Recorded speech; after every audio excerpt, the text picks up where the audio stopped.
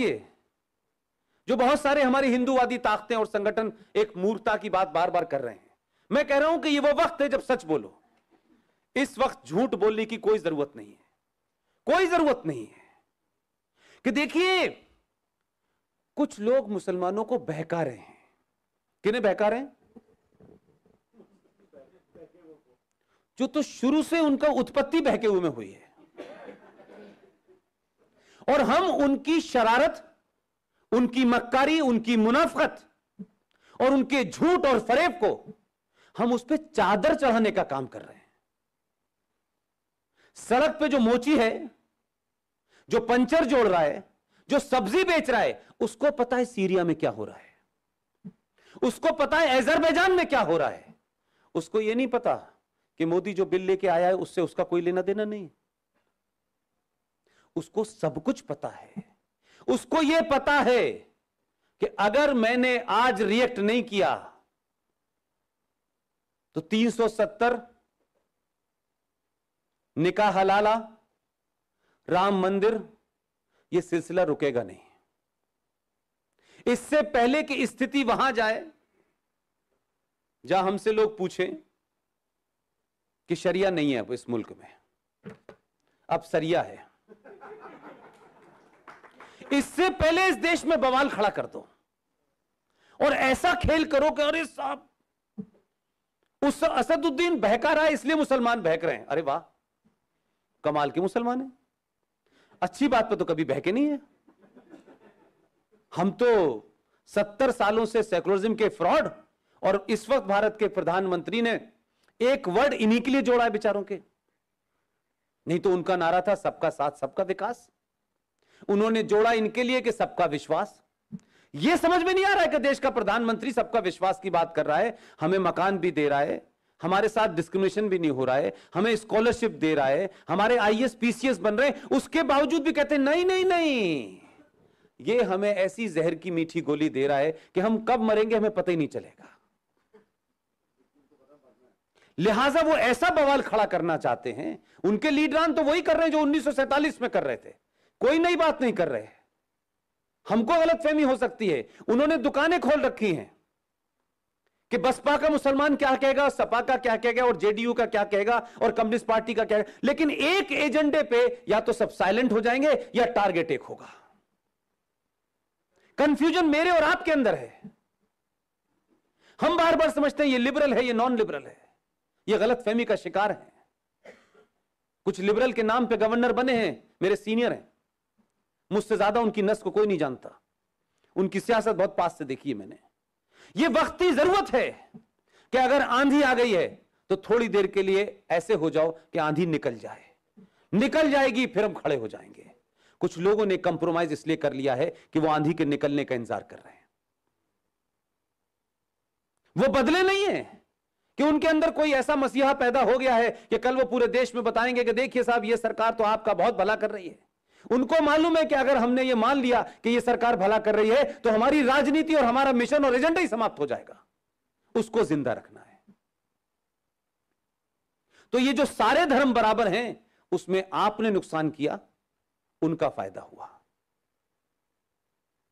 जो मजहब है उसको आपने पढ़ा नहीं, उस किताब को जानते नहीं, उस भाषा को जानते नहीं, उस नॉनसेंस को जानते नहीं, लेकिन उसके बाद भी आप में से 90% लोगों का दावा है कुरान में यह लिखा हुआ है, Islam is a religion of peace. वो तो सही कह रहे हैं, लेकिन आपने पीस की स्पेलिंग गलत रट लिया, हम क्या कर सकते हैं? वो वही कर रहे। तो ये हमको बीमारी क्यों है कि हम सच बात कहें, और आज तो पूरी दुनिया देख रही है, कोई छुपाने की जरूरत नहीं है। पूरे यूरोप में क्या हाल बना हुआ है? पूरे यूरोप में आप उनसे ज्यादा ताकतवर हैं, आप उनसे ज्यादा लिबरल हैं। जहां वो शरण लेके गए थे वहां क्या हाल कर रखा है कि अब वो शरण मांगने के लिए भाग रहे हैं। सड़कों पे क्या हो रहा है? अब तो कोई ऐसा नहीं है कि कोई आपसे इंफॉर्मेशन को सेंसर कर रहा हो, अब तो बिल्कुल रॉ मटेरियल की तरह इंफॉर्मेशन आपके पास आ रही है। अभी इंग्लैंड के इलेक्शन में क्या हाल हुआ है आपको पता है? लेबर पार्टी ने यह रेजोल्यूशन पास किया कि हम ताकत में आएंगे तो सबसे पहले भारत में जो जम्मू कश्मीर में 370 हटाया गया है उसके खिलाफ रेजोल्यूशन पास करेंगे। यह उनके मैनिफेस्टो का हिस्सा था। पूरे पाकिस्तान का मुसलमान और भारत का मुसलमान जो लंदन में था वो लेबर पार्टी को उसने वोट दिया। मेरे पास जो मेरे मित्र लोग हैं जो मेरी स्पीचेस को सुनते हैं, वहां एक रिक्वेस्ट थी। मेरे ये साथी हैं ओम यादव जी, बनारस से लॉ करके आए हैं। ये मेरे साथ रहते हैं, मेरी चिंता करते हैं, सारे प्रोग्राम्स को देखते हैं। इनके पास रिक्वेस्ट आई कि पुष्पेन जी से कहिए एक 4 या 5 मिनट का वीडियो बना के भेज दे। मैंने कहा मेरा क्या रिलेवेंस है लंदन में? उन्होंने कहा बहुत लोग आपको सुनते हैं कि कंजर्वेटिव पार्टी जो पूरे तरीके से भारत की संस्कृति के साथ खड़ी है, भारत की जब कश्मीर पॉलिसी के साथ खड़ी है, उसे जिताना है। मैंने वीडियो जारी किया, वो चला, उसकी वजह से शायद 0% भी इफेक्ट हुआ हो, लेकिन जो चाहते थे इसलिए मैंने भेजा। लेकिन आप देखिए कि पूरे कश्मीर का मामला जो जहां मुसलमान मौजूद था उसने वही किया जो उसे करना था। यह बात अलग है कि आपकी ताकत इतनी थी कि आपने भारत में कुछ लोगों को जनेऊ पहनने पे मजबूर किया। इससे पहले पहन ही नहीं रहे, उन्हें पता ही नहीं था जनेऊ क्या है। तो उनके पिताजी ने बंडी के ऊपर पहना, ये कहां पहने इसको समझ नहीं आ रहा।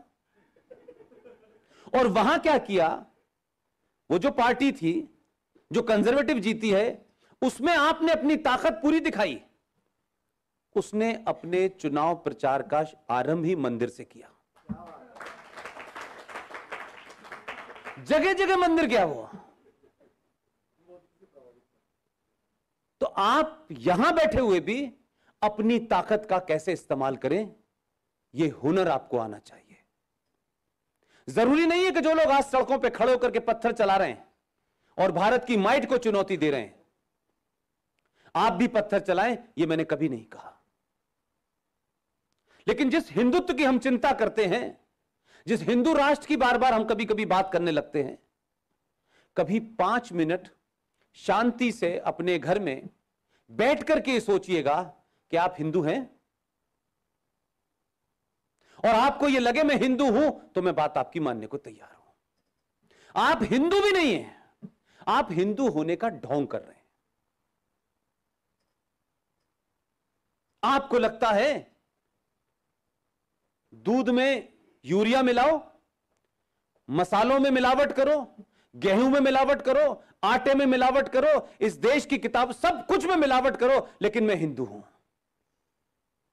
हमने कभी अपने चरित्र को देखा है कि हमने किस तरीके से सोच समझ के अपने आप को कमजोर किया है 70 सालों में? कभी आपने किसी दलित को यह बताया कि बार बार यह कहा जाता है कि दलितों की हालत ब्राह्मणों ने ऐसी कर दी, ब्राह्मणों ने ऐसी कर दी? किसी ने रुक के उनसे पूछा, भाई 1000 साल से तो ब्राह्मणों की हालत दलित जैसी है, तुम्हारे हमने तो राज किया नहीं 1000 साल से। जिन्होंने राज किया है कम से कम उनके साथ तो मुगलों के जाने के बाद तुमको यहां का राजा होना चाहिए था। तो 70 साल में तो तुम्हारी यह दशा हमने की नहीं। लेकिन आप सोचिए कि जो आपके हैं, जो सनातन के हिस्से थे, हमने अपनी फॉल्स ईगो में ऐसे हालात कर दिए कि एक भूखे नंगे लोगों ने उनका हाथ पकड़ लिया और उनको झूठा आश्वासन दे दिया। जो सन 1947 में जिन्ना साहब ने किया, वही उसका आज एक सुधरा हुआ रूप है, जय भीम और जय मीम। और उस पूरे मूवमेंट में वो सबसे आगे नजर आ रहे हैं। आपको खर्चा करके भी 4 मुसलमान नहीं मिल रहे कि आपकी बात को कह सके, क्योंकि आप लोगों को खरीदते हैं, आप मिशन से काम नहीं करते। 2 को वजारत दे दो, 2 को लालच है तो वो कुछ बोल देंगे, साहब देखे नहीं नहीं मोदी बहुत अच्छा काम कर रहा है। मोदी के हटते ही वो करने लगेंगे जो उनको करना है।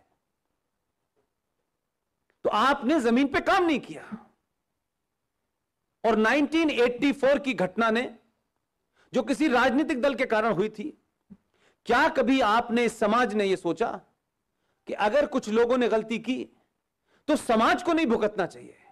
क्या हमने कोशिश ऐसी की कि जो सिख सनातन को बचाने के लिए जिन्होंने अपने बच्चों को 26 दिसंबर को दीवार में चिनवा दिया, शीशगंज गुरुद्वारे पे गर्दनें कटवा दी, कश्मीर में कश्मीरी पंडितों ब्राह्मणों के ऊपर जब परेशानी आई तो जाके कुर्बानी दी, हमने उनको इतना भूल गए, हम इतने एहसान फरामोश हो गए और धीरे धीरे अपने आप को इतना कमजोर कर लिया कि आज आपके पास लड़ने के लिए कोई नहीं है।